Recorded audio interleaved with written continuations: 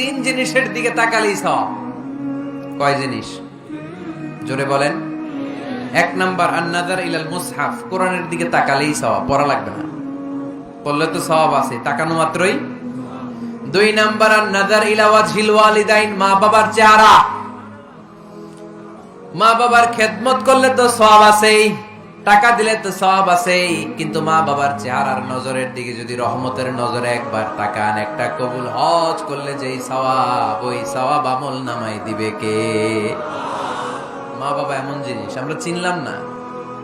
আমরা পীর সাহেবের দরবারে লাউ নিয়ে যাই আর গান গাই, সাদের লাউ বানাইলে মোরে আগা খাইলাম, ডগা খাইলাম, খাইলাম না ডুগডুগি না।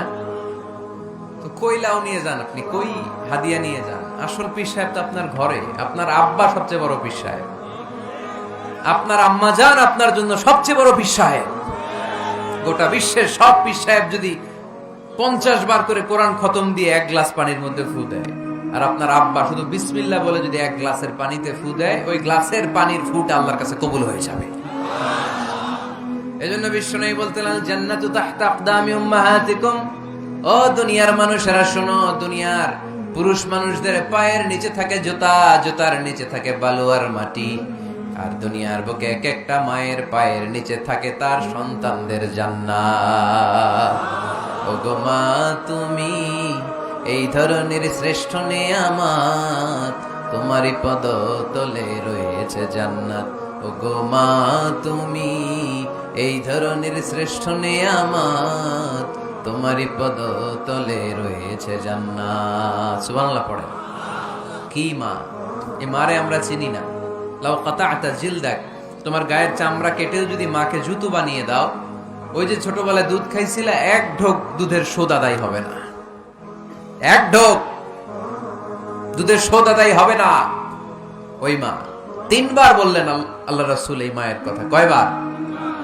আল্লাহ হাবিব বললেন মা মা মা, তারপরে মা কয়বার? বাবা কয়বার?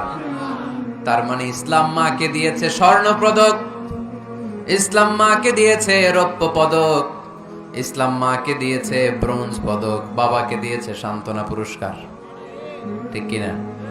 3 বার যদি মা হয়, একবার যদি বাবা হয়, তাহলে স্বর্ণ পদক কে? রৌপ্য পদক, ব্রোঞ্জ পদক, সান্ত্বনা পুরস্কার। সুবহানাল্লাহ কইতে বললেন না? ওই মায়ের চেহারার দিকে যদি রহমতের নজরে একবার তাকান, কবুল হজের সওয়াব আছে না নাই? তাহলে 1 নাম্বার কোরআনের দিকে নজর করলে সওয়াব, 2 নাম্বার মা বাবার চেহারার দিকে নজর করলে সওয়াব, 3 নাম্বার আল্লাহর কাবা ঘরের গিলাফের দিকে যখন নজর করে তাকাবেন, 20টা রহমত নাজিল করবে কে?